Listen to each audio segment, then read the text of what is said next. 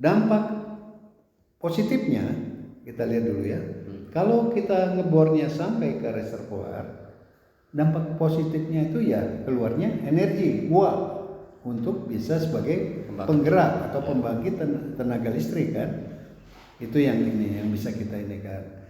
Mungkin negatifnya jelas ada mungkin ya. Berarti mata lokot tidak mungkin seperti lapindo. Tidak mungkin. Tidak mungkin. Tidak mungkin. Selamat datang di Arista Bagi Cerita.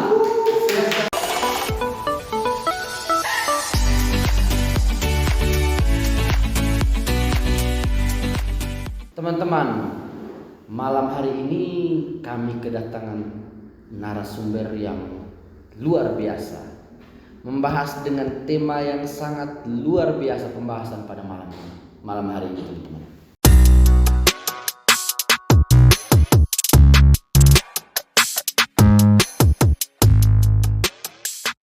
Baik, terima kasih untuk Bapak yang sudah mau hadir di podcast malam hari ini. Sebelumnya saya ingin memperkenalkan diri. Nama saya Endah Tambus sebagai host di Arista Bagi Cerita. Mungkin sebelum kita bahas lebih lanjut, Pak, saya ingin bertanya sedikit.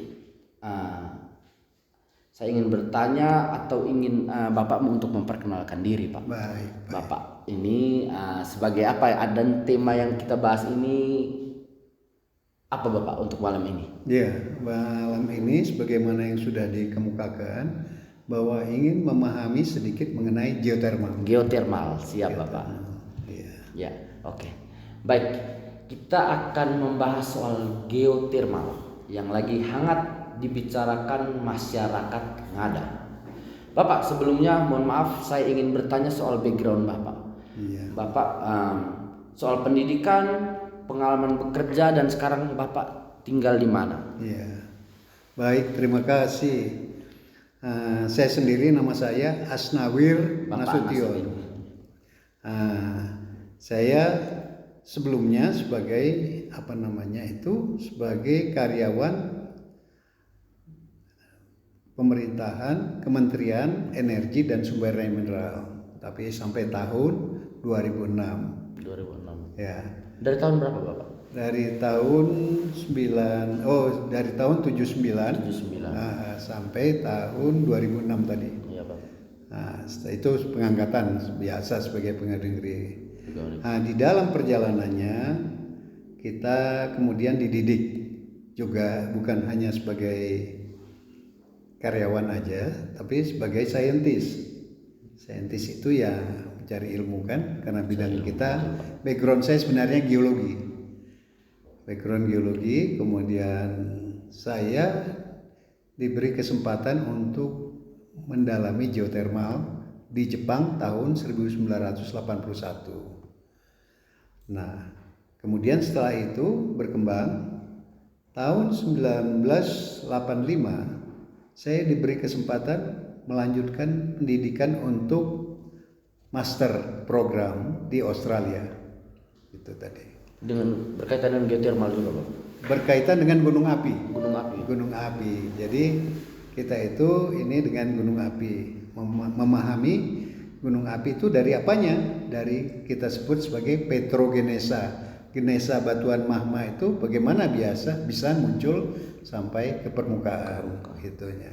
Yang sebagaimana kita lihat kan sepanjang Indonesia secara umum itu kita dapatkan gunung-gunung api yang cukup banyak, berjumlah lebih kurang 128 gunung api di Indonesia.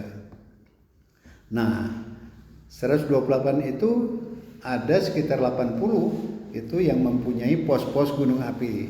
Sebagaimana kita lihat di di NTT ini, ada beberapa kita lihat kan, dekat Bajawa ada, Inilika ada, kemudian juga sampai di hampir di setiap daerah, hampir setiap kabupaten ada. Nah, berdasarkan pengalaman kerja itu tadi, setelah saya mendalami bidang gunung api di Australia, tahun itu terakhir saya selesainya tahun 1988. 1988. Iya, iya mungkin kalian Magisternya Pak ya, itu Ya? di Australia magister Pak. magister masih. Magister. Kemudian itu tadi bekerja kita melakukan setelah pulang dari studi kita melakukan riset bersama dengan universitas di luar negeri, di Indonesia risetnya. Risetnya di Di Indonesia. Indonesia seperti ya termasuk diantaranya di NTT. Kita riset mulai dari apa ya, itu Kabupaten Manggarai ya, Manggarai Barat sampai ke Alor. Manggarai Barat sampai ke Alor. Sampai ke Alor. Jadi ada Waisano, ada Gunung apa Anak Ranaka, dulu gunung api ya. Iya iya Pak. Nah, dulu itu gunung api fokusnya. Fokus Kalau di sini Inirie, Ibu Lobo, Lobo, betul Pak. Inilika, Betul. sampai Gunung Iya, sampai Iya, ke Lewatomi, betul, Iya, Pak, betul. itu, sampai ke Pantar, Iya iya iya. itu tadi. Sehingga- Oke Pak. Maaf saya potong. Untuk dari magister tadi Bapak melanjutkan lagi. Nah, setelah saya mendapatkan ilmu dasar istilahnya Ya, dari magister tadi, saya mendalami bidang aplikasi panas bumi. Tapi dasarnya semuanya gunung api. Gunung api. Tapi gunung api yang bagaimana? Gunung api yang tidak aktif. Nah, kalau yang aktif apa indikatornya? Ya meletus kan. Kalau yang tidak aktif apa? Ya diam aja dia. Hanya ada panas. Itu yang kita sebut gunung api tidak aktif. Dan gunung api tidak aktif itu banyak di Indonesia. Akhirnya seperti di Jawa Barat. Itu ada 3 daerah yang namanya Gunung Salak, namanya gunung apa itu ya, gunung dekat Papandayan tapi bukan Papandayannya, kita bilang Kamojang. Itu sisa-sisa gunung api semua masih terlihat kawah, cuman tidak ada letusan. Nah, itu tadi. Nah, selanjutnya ya kita mendalami terus itu ilmu-ilmu aplikasi itu, terutama kalau untuk panas bumi ya di gunung api yang tidak aktif tadi. Mungkin itu Bapak. Sekarang mohon maaf Pak, Bapak bekerja masih di bidang itu dan masih mendalami bidang itu, dan sekarang mungkin Bapak seorang akademisi mungkin. Iya. Silakan. Tahun 2006 saya itu pensiun Dari SDM, Kementerian SDM. ya. Nah, sebetulnya sejak tahun 90-an saya sudah membantu ngajar di Universitas Pajajaran. Iya. 2000-an awal itu di ITB. Nah, setelah saya pensiun, saya diminta oleh salah satu profesor di ITB untuk membantu mereka mempelajari gunung api dan panas bumi. Itunya. Nah, sehingga dengan ilmu-ilmu dasar tadi itulah kita kembangkan terus. Saya lupa ngasih tahu bahwa pendidikan saya tahun 2000 selama tahun 2000 atau 98 97 kita bilang sampai 2000 awal itu saya melanjutkan mengambil program PhD S3 kalau di kita doktor Ya. Bidang panas bumi. Sehingga kenapa sampai sekarang saya mendalami itu? Karena ilmu itu memang sangat diperlukan. Ya. Sangat diperlukan oleh saya kira untuk bangsa ini juga. Kenapa? Karena begitu banyaknya potensi kita, ada 40.000 megawatt kalau dari informasi dari para pakar dan yang sudah dipublikasikan. Ya, Saat ini kita baru mencapai kalau untuk panas bumi 2.400 megawatt. Jadi masih sangat kecil kan? Indonesia, Bapak. Seluruh Indonesia. 2.400 megawatt. 2.400 megawatt. Itu di 18 lokasi lapangan panas bumi yang baru dikembangkan. Geothermal yang ada di Indonesia. Geothermal yang ada di Indonesia.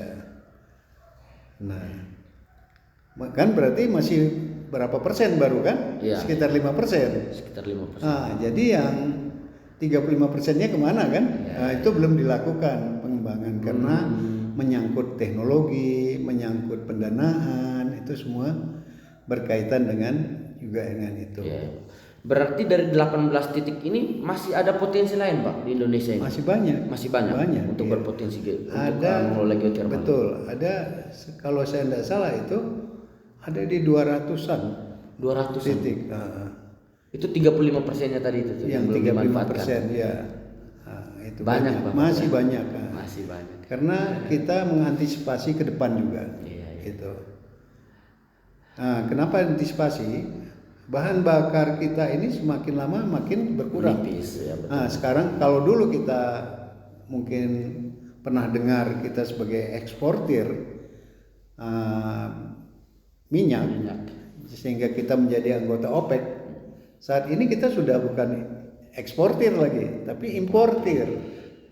Nah itu, sehingga dampaknya itu apa? Dampaknya itu ya makin menurun. Ini kita membeli minyak dari luar. Itu. Iya Pak. Itu yang luar biasa Pak. Background terakhir dokter Pak. Dokter ya. Sekarang akademisi. Masih mengajar di ITB. Iya. Profesor, mohon maaf Pak. Sekarang profesor. Oh enggak, itu kalau setingkatnya iya. Ya, setingkatnya, Itu kan cuman formalnya. Memang saya kan dulunya bukan dosen atau fungsional dosen. Iya. Hanya saya PhD yang membantu ngajar, jadi dosen luar biasa. Iya. Kalau kita ini dengan sekarang ini. Siap Pak. Tapi kalau dari ini orang banyak menganggap saya itu profesor karena publikasi saya juga cukup banyak. Kalau nanti dicari di dengan background apalagi soal, kalau tidak salah soal gunung berapi ini tidak banyak Bapak ya di Indonesia untuk orang mendalam. Banyak, tapi dibandingkan Indonesia memang sedikit. Jadi barangkali berapa persennya kecil lah ya. Hanya di perguruan tinggi aja yang mendalami gunung api kan. Iya betul. Itu yang ini. Oke teman-teman, Bapak dari tadi kita membahas soal geothermal Bapak. Iya. Dan geothermal itu hal yang lagi panas, lagi hangat dibicarakan di Kabupaten Ngada ini Bapak. Iya.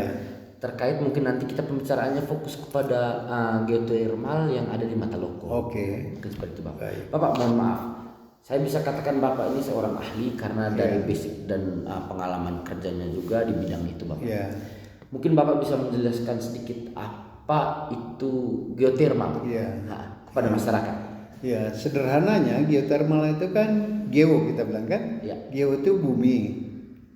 Thermal itu panas.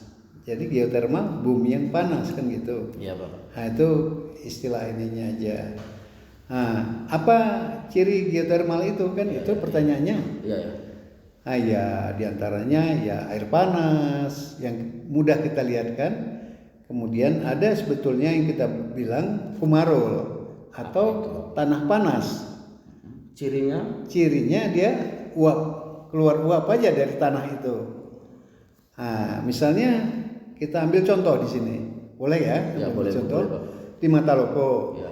Itu ada bagian atas itu kita sebut sebagai uap air. Itu lapangan fumarol istilah kita. Lapangan fumarol, lapangan uap air kita bilang. Begitu. Nah, kenapa uap air? Karena dia airnya nggak mampu naik ke permukaan. Hanya uapnya saja kan, sehingga tanah itu menjadi tanah panas kita bilang kan. Itu uap air. Kita tadi katanya ada air panas kan? Iya. Cirinya. Air panas itu keluar di bagian bawah, bagian yang lebih rendah. Iya. Itu ininya. Biasanya dia berpasangan. Kalau lapangan geothermal itu ada yang saya bilang tadi uap air atau lapangan fumarol, ada air panas yang berada di bagian bawah. Kenapa dia bisa jadi air panas? Karena kemampuan panas untuk memanaskan air kan terbatas, ya kan? Sehingga dia keluar air panas di bagian bawah. Tidak pernah air panas itu keluar di atas. Mungkin ada di atas, itu karena uap air tadi.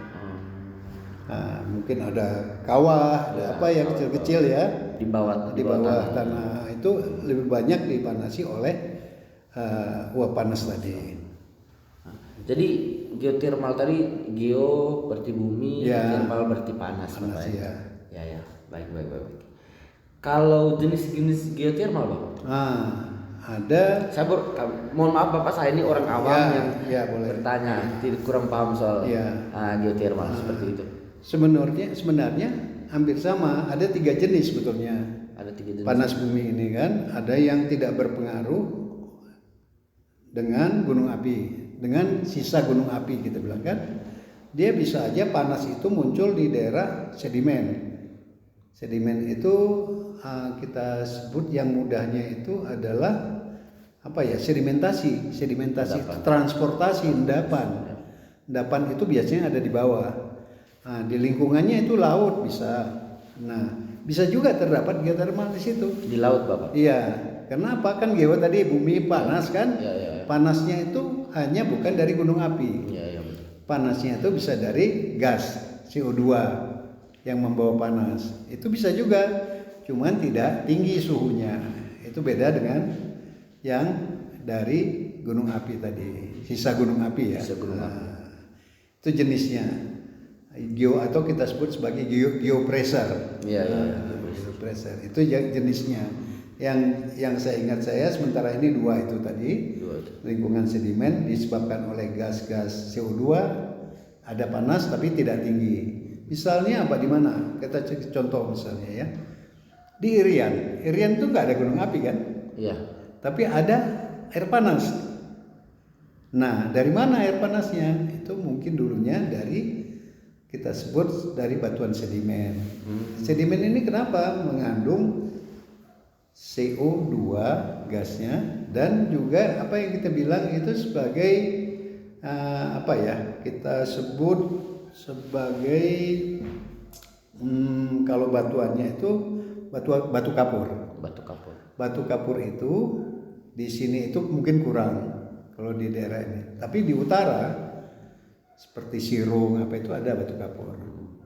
Atau saya nggak tahu di Kabupaten Manggarai ya. Ada itu.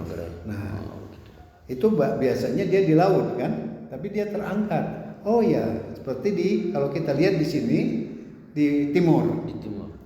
Di Pulau Kupang. Timur ya. Itu semuanya pulau itu adalah batu kapur. Tapi dari situ ada panas. Dari mana panasnya? Yaitu tadi dari gas CO2. Gas CO2 itu dari mana? Kalau kita rinci lagi adalah karena batu kapur itu adalah kalsium karbonat. Kalsiumnya ini berubah bisa menjadi gas, bisa menjadi apa, sehingga keluar CO2 bisa memanaskan air yang ada di atasnya, tapi tidak terlalu tinggi. Baik Bapak, kalau geothermal di Mataloko ini, itu masuk dalam jenis apa, Pak? Ya, itu masuk dalam jenis geothermal yang umum ya, yang kaitannya dengan pendinginan daerah gunung api tidak aktif aja gitu. Daerah gunung api tidak aktif. Kalau pemanfaatan geothermal sendiri itu memang harus dengan gunung api yang tidak aktif atau bisa pemanfaatan langsung dengan gunung api yang sedang aktif, Bapak? Ya, tergantung yang kita cari apa. Kalau yang kita cari panas, bisa berupa uap, bisa berupa air panas. Nah, itu yang tidak aktif kita upayakan. Seperti di Mataloko ini. Nah, seperti di Mataloko. Jadi kalau yang aktif itu di mana? Kita nggak dapat air panas tuh Lewotobi lah. Sekarang yang lagi hangat-hangatnya tuh Lewotobi letusan. Iya, Bapak. Ya, kalau dulu kan ada anak Ranaka kan? Iya. Sekarang Lewotobi yang hampir tiap hari dalam setahun ini dia meletus terus. Itu. Baik, Bapak. Kalau geothermal sendiri, Bapak, sedang panas isu-isunya yang sedang beredar sekarang ini, geothermal itu merupakan usaha pertambangan. Oh, itu menurut Bapak? Kalau dulu kita kembali ke undang-undang, menurut undang-undang tahun 2004 memang itu dikategorikan masuk dalam tambang, karena kita bagaimana pemerintah itu ingin meningkatkan usaha geothermal itu sendiri. Tetapi dalam perjalanannya tidak maju karena dia dalam hutan lindung kan. Nah, sedangkan dalam hutan lindungnya tidak dibenarkan untuk tambang. Nah, sedangkan geothermal ini kan tambang dibilang waktu itu. Nah, sehingga terjadilah revisi, kita bilang revisi undang-undang tahun 2014. Sehingga kategori geothermal itu tidak lagi tambang. Nah, tapi karena dia tidak membuka lahan yang luas, Betul. hanya bor.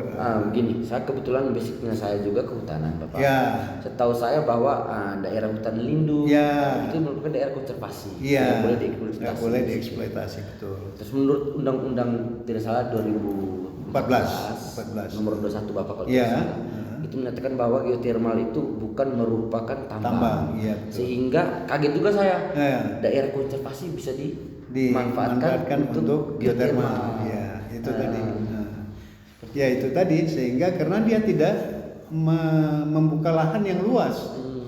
Dan geotermal ini boleh dikatakan ya bersih energi kan. Secara ini dibandingkan minyak. Ya, minyak. Jadi green energy yang kita bilang kurang berpengaruh terhadap lingkungan ininya. Mungkin ada case-case tertentu ada kan, tapi secara umum dia itu boleh dikatakan energi bersih. Ya, kenapa kita bilang energi bersih? Karena CO2-nya kecil. Kenapa CO2 ini berbahaya? Karena akan merusak ozon, kan itu kan? Sehingga pemanasan global itu akan berpengaruh. Tadi itu kan? Pengaruhnya apa nantinya? Bisa naiknya muka air laut kan? Kalau ozon itu ini, sehingga mengurangi penggunaan batu bara kan gitu. Bahan bakar minyak itu kan yang tinggi kadar CO2-nya. Seandainya begini Bapak, ada potensi di Mataloko itu potensinya untuk pembangkit listrik itu tuh, salah satunya geotermal. Untuk potensinya itu Bapak, dalam satu lokasi kita melihat bahwa bagaimana suatu lokasi itu tuh bisa berpotensi untuk geotermal. Ya, dari geotermal tadi kan geo panas kan? Geo bumi, termal panas. Kalau kita ambil lapisannya gitu, jadi geotermal ini ada pembagiannya. Ada kita sebut sebagai lapisan tudung. Di bawah lapisan tudung itu ada reservoir, kan gitu. Yang kita cari reservoirnya. Reservoir karena di situ diharapkan dapat panas kan, dapat air panas di situ. Nah, bagaimana dia bisa keluar? Kan pertanyaannya itu. Karena adanya struktur, kita bilang struktur geologi atau patahan. Nah, patahan ini sebagai media keluarnya uap panas maupun air panas tadi. Itu ininya. Jadi jika terjadi uap panas atau air panas di situ indikasi ada panas bumi. Tadi Bapak sempat mengatakan bahwa 2094 Bapak pernah ke sini ya, Gunung Api 90 tahun 90. Itu untuk mendeteksi geotermal sendiri Bapak? Bukan.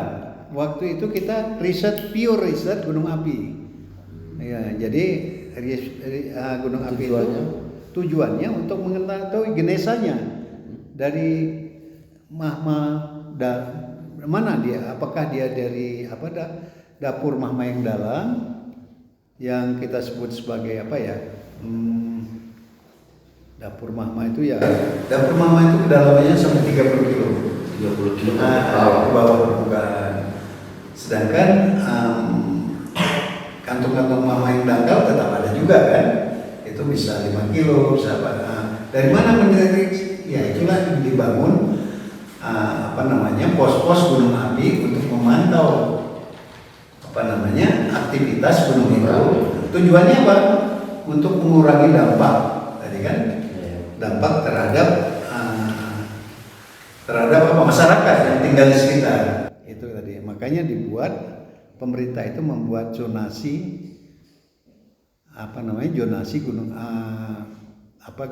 kawasan rawan bencana. Itu ininya. Itu tujuannya. Bapak mungkin maaf, silakan minum. Mohon maaf. Begini Bapak, kita melanjutkan. Baik. Mungkin kita fokus ke geotermal Mataloko Bapak. Baik. Minta maaf. Bagaimana Bapak sebagai ahli bisa mengetahui bahwa ada potensi geotermal di Mataloko itu Bapak? Kalau kita lihat tadi kembali ke indikasinya kan, ada uap panas kan. Apa ciri uap panas itu? Yaitu bau belerang. belerang, Nah, betul. itu cirinya kan. Nanti di bawahnya ada air panas, mungkin di daerah yang lebih jauh. Ya. Itu itu yang indikasi adanya di mata loko. Begini Bapak, sekarang isu yang beredar ini Bapak Iya. menyatakan bahwa pemanfaatan geotermal khususnya di mata loko itu tuh ada dampak positif dan negatifnya. Iya. Salah satu dampak negatifnya yaitu berkurangnya air tanah, terus terjadinya pencemaran lingkungan Ya. karena dari pemanfaatan uap itu tadi Bapak. Iya. Penjelasan dari Bapak sendiri. Kalau menurut saya, kalau kita mencapai tadi target kita reservoir kan, Ya. yang di atas itu adalah batuan tudung kita bilang, itu bisa tebalnya 800 meter. Di bawah 800 meter itu kita bilang reservoir. Di reservoir itu batuan keras secara umum. Batuan keras yang tidak berpengaruh terhadap gas-gas tadi. Biasanya di itu. Dampak positifnya kita lihat dulu ya. Kalau kita ngebornya sampai ke reservoir, dampak positifnya itu ya keluarnya energi uap untuk bisa sebagai penggerak atau pembangkit tenaga listrik kan. Itu yang ini yang bisa kita ini kan. Mungkin negatifnya jelas ada mungkin ya. Karena tanpa pun ada pengembangan panas bumi, lapangan uap air itu sudah ada sebelumnya kan. Sebelum terjadinya Sebelum pemboronan tadi dan itu sebagainya. sudah ada duluan. Nah, kenapa kita kembangkan? Ya mungkin karena adanya potensi di situ. Nah, kalau ini potensi ini bisa dikembangkan untuk hal yang positif, kenapa tidak kita coba kan untuk mengurangi penggunaan tadi bahan bakar fosil? Iya betul. Itunya itu. Aktivitas pertambangan terutama. Aktivitas pertambangan itu. Begini Pak, misalnya kita tahu bahwa di lokasi itu tuh ada ciri atau ada ciri bahwa adanya panas bumi. Iya. Seandainya kalau tidak dimanfaatkan Bapak, ada dampak negatifnya juga. Iya, iya kita tidak jalan di tempat namanya kita kan. Kalau kita tidak manfaatkan kan ini akan kita manfaatkan positifnya ini sebagai energi atau sebagai tenaga listrik tadi kan. Nah, kalau kita tidak manfaatkan kan sayang. Potensinya sudah ada, tapi kita tidak optimalkan. Tapi kalau dampak secara ekologi tidak ada Bapak? Ekologi mungkin ada, tapi kecil sekali dibandingkan positifnya tadi. Misalnya begini Pak, Bapak misalnya itu tadi ada uap air ya. Ada misalnya air panas, ya. bau belerang dan lain sebagainya. Kalau tidak dimanfaatkan, apakah potensinya mungkin air panas itu akan keluar lebih deras atau lebih panas atau misalnya bau belerang itu lebih menyengat seperti itu Bapak? Oh, dia sebetulnya mungkin ada sedikit ya. Karena kita buka jalannya kan, kita buka jalannya pasti ada pengaruhnya. Ya, tapi masih bisa ditoleransi, masih dalam skala toleransi. Dampak lainnya, karena uap air ini juga kan, tanpa pun dia dibor, dia kan keluar membawa gas juga. Membawa gas apa? Gas H2S. Itu apa dampaknya? Bisa merusak misalnya seng kan itu tadi. Begitu itu berpengaruh Bapak. Kalau kita ambil pembanding misalnya di Sulawesi Utara, itu satu kampung itu tanpa pun ada geotermal, udah ini semua coklat semua seng-seng mereka. Tanpa ada panas bumi berpengaruh terhadap seng-seng masyarakat itu. Oh begitu Bapak. Meskipun tidak dimanfaatkan karena itu alamiah kan. Alamiah. Betul. Bapak, kita kembali ke Matloko Bapak. Iya. Untuk pemboran sendiri di Matloko Bapak, apakah sudah mencapai reservoirnya Pak? Nah, itu yang kita belum sampai di reservoir. Dari berapa titik Bapak? Dari itu kalau saya tidak salah informasinya itu ada 4 titik ya. 4 titik ya. Belum mencapai di reservoirnya. Sehingga bagian atas dari reservoir itu kita bilang ada bidang lemah. Karena ada bidang lemah itu mudah fluida itu naik ke permukaan kan kalau musim hujan. Iya Bapak. Itu. Gitu. Terus Bapak sekarang untuk kedalamannya sudah berapa meter menurut Kalau pengetahuan Bapak? rencana mereka kan akan merencanakan pemboran dalam nih sampai 2000 meter. Kalau kita ambil contoh yang dekat Sokoria, itu ND itu tidak ada pengaruh ininya. 2000 meter itu masyarakat sangat terbantu dengan adanya itu kan. Cuman memang tidak langsung pembangkitan yang diinikan itu harus langsung diberikan ke masyarakat, tapi melalui PLN dulu. Jadi artinya diturunkan dari 70 kPa ke 20 kPa, baru nanti turun-turun ke masyarakat sekitar 6 kPa. Bapak, kita kembali lagi Bapak. Untuk pemboran di Mataloko sendiri ini Bapak. Iya. Kira-kira sekarang sudah berapa meter Bapak? Untuk Yang paling dalam itu kan ada beberapa ini, tapi sebagian ditutup sudah kan, sebagian ditutup ya, tidak keluar inilah kan, tidak keluar steamnya atau air panas. Itu kedalaman yang saya dapatkan informasi ada yang 700 meter kurang, ada yang 400 itu yang gitu.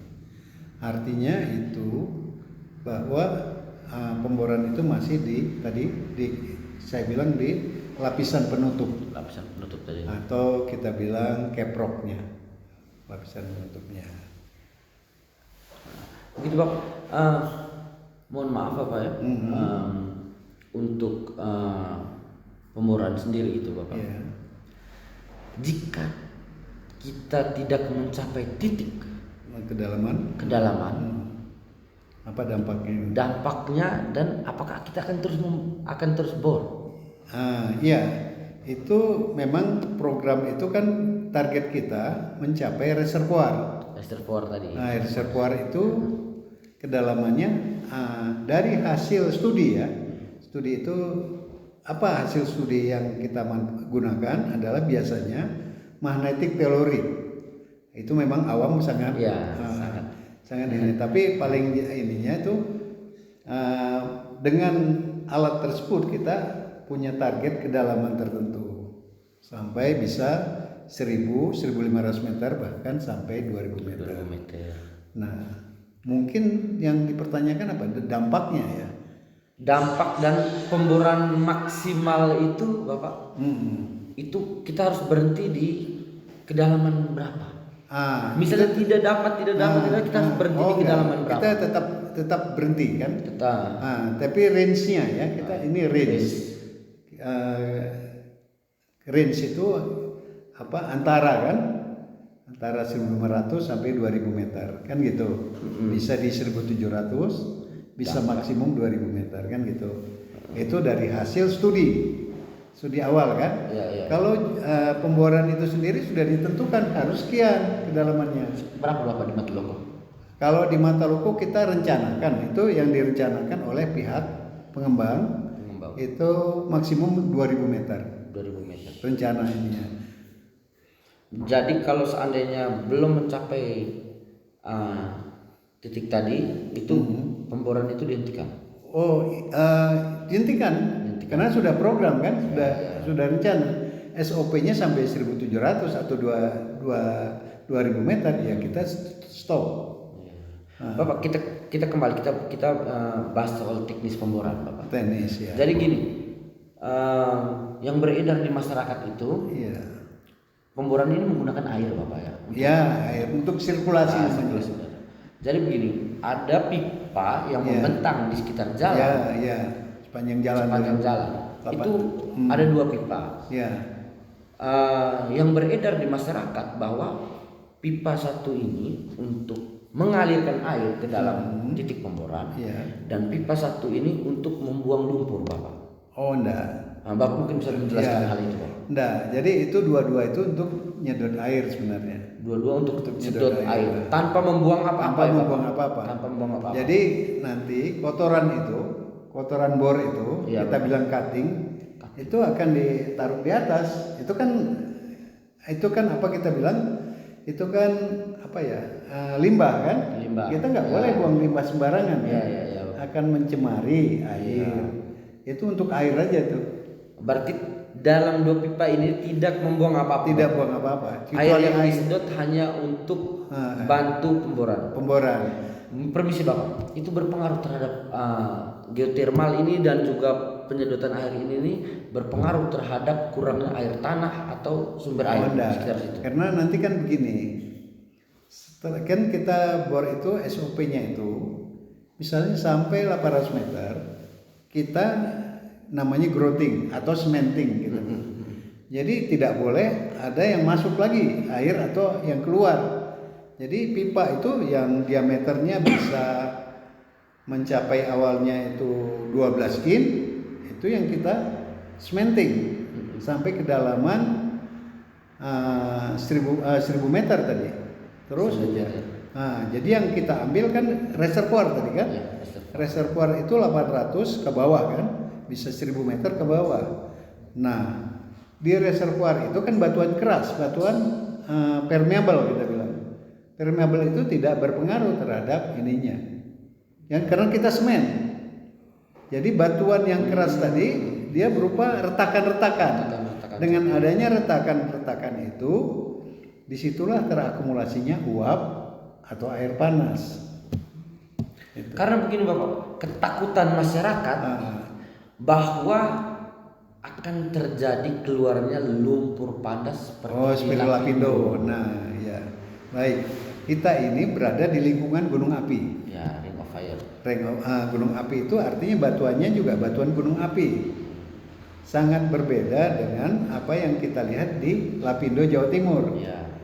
Lapindo Jawa Timur batuannya kita sebut batuan sedimen, hasil sedimentasi dari material yang bergerak dari atas ke bawah kan gitu. Nah, dan dulu itu kan di dalam air, di dalam laut. Ya, dibornya di laut Bapak ya. Dulu di dalam laut, kemudian terangkat kan, jadi daratan. Nah, saya mau cerita apa dulu? Lapindo dulu ya.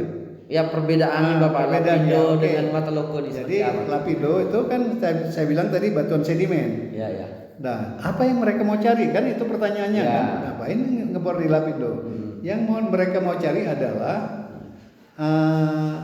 gas terutama. Ya. Gas metan atau minyak kan? Ada dua. Jadi waktu itu aktivitas pertambangan di Lapindo waktu itu. Di Lapindo itu aktivitas pertambangan. Mereka mau ambil minyak dan gas Bapak begitu? Iya, iya itu. Begitu. Tapi saya nggak tahu itu masuknya tambang atau bukan. Itu saya nggak tahu karena saya nggak baca regulasinya. Ya, baik. Tapi yang jelas mereka ingin mengeksploit gas atau minyak. Berarti tambang Bapak itu.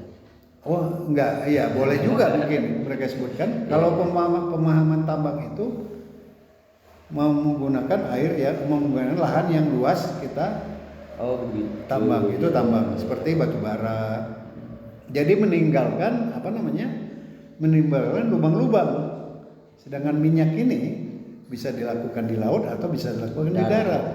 Nah, di sana prosedurnya SOP-nya kembali tadi di Lapindo sampai 1000 meter mereka bagus nutupnya kan, jadi dismenting apa tadi kan, sampai 2000 meter mereka bagus penyemenannya. Iya. Nah, dari 2000 ke 3000-an itu yang mereka anggap ini udah stabil mungkin kan. Nggak taunya sebelum 3000 meter terjadi tekanan dari bawah. Itu. Nah, lingkungannya itu yang kita sebut lumpur tadi kan. Yang keluar yang kita lihat itu. Kenapa ada lumpur? Karena ada di situ gas, ada air, kan gitu. Nah, ada minyak dari apa namanya? Dari metan tadi. Iya. Nah, kalau di volkanik kan kita bandingkan volkanik kan. Di volkanik itu kan batuan. Yang kita lihat di permukaan itu batuan kan. Batu besar, lava kita bilang. Nah, terjadinya seperti Lapindo itu kecil kemungkinan. Tidak mungkin, bahkan tidak mungkin karena batuan tidak mungkin.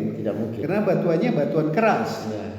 Nah, kalau di sana kan tadi sedimen kan, pasir, lempung, apa itu kita sebut batuan lunak kan atau sedimen. Kalau di gunung api batuan keras, lava, boulder yang kita lihat selama ini kan di situ. Ya. Nah, itu contoh yang ada di permukaan. Sehingga dampak seperti Lapindo itu tidak mungkin. Tidak mungkin. Tidak mungkin. Paling ya uap air aja yang muncul, muncul. Karena ada apa? Karena ada air, ada gas kan? Iya, iya. Berarti mata loko tidak mungkin seperti Lapindo. Tidak mungkin. Tidak mungkin. Tidak mungkin. Baik, Bapak. Terus sekarang yang terjadi di mata loko nih, Bapak? Ya. Ada letupan-letupan kecil. Apa itu?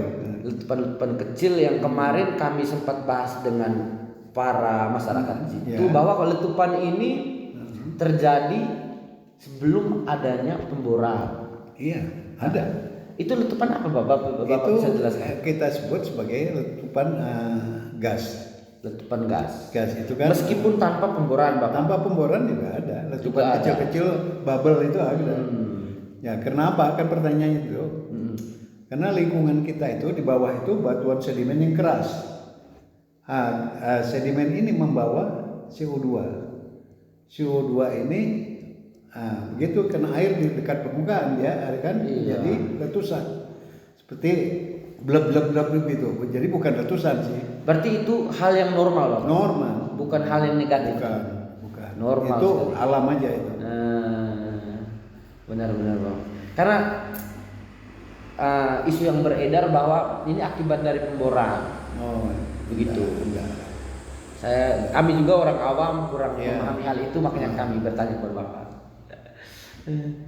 Untuk hal negatif, Bapak, pasti ada ya. Dari tadi kan pasti ada. Pasti ada hal-hal kecil yang negatif tuh ada.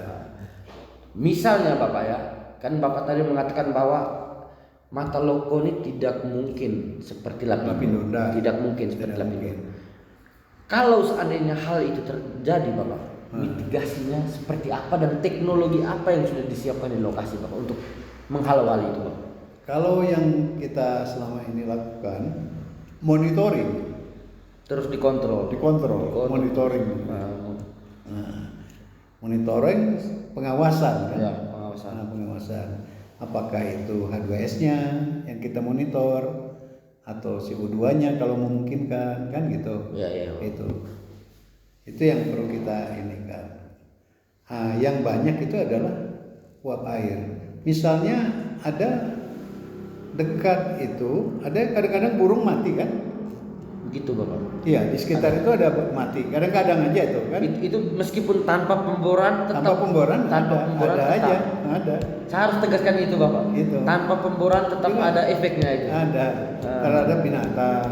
Ya. Terhadap sekitar itu ada tanaman yang kering ini. Karena pengaruh dari kan asam batuan itu. Asam itu kenapa? Kena H2S tadi. Tanpa pun ada bor itu H2S itu tetap ada. naik. H2S. Jadi misalnya tadi kita omong burung, Bapak, dampak terhadap manusia juga ada. Sebetulnya kalau itu kan hanya pusing. Pusing. Sebaiknya misalnya sore hari kita nggak perlu ke situ karena udara kan sangat ini kan. Ada waktu-waktu tertentu. Kalau siang itu kan terencerkan kita dengan udara. Jadi gas-gas yang mungkin yang ada di situ terencerkan itu tidak membahayakan. Ya masyarakat kan tahu kan? Iya. Mereka lebih tahu kan ini. Iya. Jadi kalau misalnya Bapak titik pemboran dari pemukiman atau tempat tinggal atau akses warga itu sebaiknya untuk amannya, Bapak, jaraknya berapa meter? Ya memang idealnya tadi agak jauh ya. Tapi kan masyarakat sudah bermukim lama di situ kan. Iya, betul. Sehingga bagi pengembang itu mitigasinya yang harus kita ini kan. Selain pemborannya dalam, cementingnya itu baik kan. Itu tujuannya untuk apa? Untuk melindungi masyarakat sekitar. Kita monitoring tadi kan. Tetap monitoring tetap ada. Ada teknologi khusus yang diterapkan di situ, Bapak, untuk mitigasi tadi. Ya itu tadi monitoring kan. Kemudian membatasi, jangan masuk ke areal kan. Itu ada juga mengurangi dampak tadi. Itu cara satu-satunya. Seperti kan yang kita lihat itu ada tembok tuh kan. Dulu kan itu katanya situ ada uap air kan. Begitu hujan muncul uap air seperti lumpur. Ya. Itu muncul. Itu Bapak betul. beredar juga di masyarakat kalau hujan Ya, baru muncul letupan uap air semakin Iya, besar. iya. Tetapi kalau di Musim saat kemarau gitu. musim kemarau dia nggak ada. tidak ada letupan. Iya. Itu bagaimana Bapak Apa? penjelasannya? Karena dari dalam bumi ini kan gas itu tetap ada naik kan. Nah, begitu dia kena air kan jadi seperti apa kita bilang itu ya, bubble kan. Iya. Bubble itu gelembung panis. Nah, muncul dia naik ke permukaan karena ada tekanan gas kan itu. Nah, tanpa pun ada pemboran itu akan tetap keluar bubble, bunyi itu blub blub blub blub tetap ada. Karena Itu faktor bahwa ciri khas bahwa di situ ada potensi geotermal, Bapak. bukan, itu sebetulnya alam kita ini yang membawa. Di dalam alam ini itu kan dominan gas itu kan CO2 yang paling besar, mungkin sampai 90% mungkin. Nah, baru kemudian gas-gas lain kan, itunya itu. Nah, cuman kita awam ini kan nggak paham di situ kan. Iya, Bapak. Banyak ya kita yang mendalami bilang itu dan bagaimana mitigasinya. Kalau CO2 itu tetap ada dari alam. Tanpa adanya pemboran juga, Bapak. Tanpa adanya potensi panas bumi. Iya. Begitu. Tetap ada. Oke sih, Bapak. Untuk tadi Bapak dampak negatif Bapak sampaikan untuk konsumsi air masyarakat. Ya. Sing tadi Bapak gatal-gatal Oh keluhannya. iya. Terus apa namanya? Di sekitaran pemboran itu tanamannya jadi kering. Iya. Ya, sebetulnya memang ini tugas dari kita juga kan. Ya. Tapi bukan ini dari pertanian, ada koordinasi gitu. Sehingga bisa mempelajari kenapa ini kering, apakah karena geotermalnya atau karena apa kan? Iya. Itu yang perlu koordinasi itu dengan instansi terkait. Iya. Karena tidak mungkin kalau dia itu misalnya kita kekurangan listrik juga repot kan gitu. Benar, sangat repot. Sangat repot apalagi seperti sekarang kita kan ketergantungan kita terhadap listrik itu tinggi. Betul Bapak. Terus Bapak, menurut Bapak sendiri untuk proses geotermal di Mataloko ini sudah mencapai berapa persen? Dan bisa boleh dikatakan masih ini Ren, belum kan? Belum beroperasi. Iya belum operasi kan, baru rencananya katanya mau pemboran lagi kan. Boleh dikatakan udah 20 tahun ini kan? Iya kan waktunya. Iya. Kita belum terlihat hasilnya kan gitu. Belum ada hasil berarti Bapak untuk ya sudah pernah ada hasil, tapi hasil itu kan 3-4 tahun kemudian menurun pressure-nya sehingga pembangkitnya nggak bisa dimanfaatkan, menggerakkan pembangkit. Karena tekanannya rendah. Tapi pembangkit itu sudah disediakan juga di tempat pemboran. Oh nantinya sudah akan disiapkan yang lain mungkin. Jadi begini, saya di masyarakat ini misalnya Bapak terjadi pemboran, terus tiba-tiba titiknya ketemu, terus uji coba titiknya ini kan harus ada alat itu, turbinnya itu tuh, sehingga kita bisa tahu bahwa dia bisa menggerakkan turbin atau tidak, atau ada alat lain Bapak. Itu nanti. Jadi kita kan biasanya mereka menyiapkan dulu sumur-sumur. Tapi persiapan pembangkit sudah disiapkan juga. Cuman kan waktunya tidak bersamaan. Jadi pemboran dulu dilakukan, baru nanti pasang pembangkit. Biasanya setelah 2-3 tahun baru, karena punya target kan, misalnya berapa mega. Untuk mencapai sekian mega mereka butuh berapa sumur kan gitu. Itu. Targetnya tahun mereka untuk target saya dengar ini ya.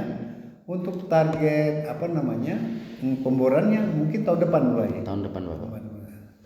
Tahun depan mulai pemboran. Ya, pemborannya. Kan untuk beroperasinya operasi diharapkan mereka rencanakan, saya nggak tahu berapa sumur, 8 atau 9 sumur.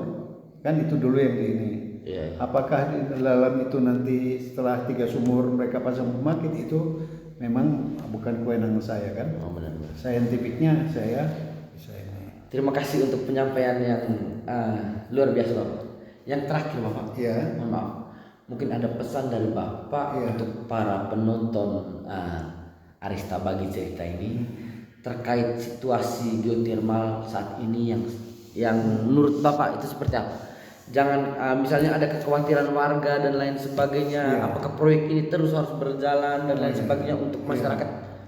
Apa Bapak dampaknya dan lain sebagainya? Memang paling baik bahwa yang jelas kita kekurangan listrik. Hanya ini sementara ini kita masih ada. Sebenarnya kita ini kan boleh dikatakan disubsidi oleh pemerintah. Apa itu subsidi? Harga listrik yang kita operasionalkan itu harganya misalnya 3.000. Masyarakat tuh hanya membayar 1.500, setengahnya. Yang 1.500 lagi siapa yang bayar? Itulah tanggung pemerintah. Terus sehingga itulah yang perlu pemahaman masyarakat terhadap kebutuhan listrik tadi. Soal nanti ada dampak atau biasanya kecil sekali ya, itu harus memang bagi pengembang itu mensosialisasikan terus supaya masyarakat ini tahu kan, oh ini begini, bukan dengar-dengar dari orang gitu kan. Betul. Tapi harapan kita pengembang ini juga melakukan sosialisasi terus itu agar masyarakat itu teredukasi, ya kan, walaupun mereka tidak mengerti teknisnya, tapi kalau dilakukan pendekatan yang baik saya kira akan aman. Itu yang ini, karena kita sudah mengembangkan bukan satu tempat kan tadi. Betul. Di Indonesia itu sudah 18 tempat. Itu. Berarti Matloko yang 19 nih, atau Matloko kan sebetulnya sudah lama, cuman operasi pembangkitnya aja yang masih lambat kan. Harusnya kan tahun 2010 itu sudah ada harusnya.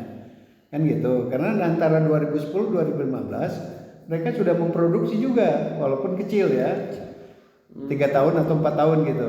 Sudah di ini, cuman belakangan mungkin karena kurang dalam atau apa ya, sehingga pembangkitnya itu juga tidak kuat menggerakkan turbin. Baik Bapak, terima kasih Bapak. Baik. Untuk masyarakat di sekitar geotermal Matloko Bapak, berarti tidak perlu harus takut dengan pembangunan ini Bapak. Sebetulnya tidak perlu ya. Tidak mungkin seperti lumpur lapindo. Tidak mungkin. Kecil kemungkinan. Dan kalau seandainya program ini terus berjalan dan bisa menghasilkan berapa megawatt Bapak di sini Kultirisasi? Saya dengar, saya nggak tahu persis ya. 2 kali 10 megawatt, 20 megawatt. 20 megawatt Bapak. Itu bisa mensejahterakan masyarakat sekitar situ dengan listrik dan pendapatan untuk negara juga. Memang diharapkan kan ke sana. Minimal kita energi namanya itu berdikari di dalam energi. Jadi tidak tergantung terhadap bahan bakar minyak. Itu. Kita tidak tergantung kepada tambang bahan bakar minyak. Entah itu batu bara, minyak bumi. Itu bisa kita ekspor kan? Untuk sebagai devisa negara begitu Bapak. Jadi tidak ambil lagi dari luar untuk membangkit listrik di sini, tapi kita ekspor keluar gitu.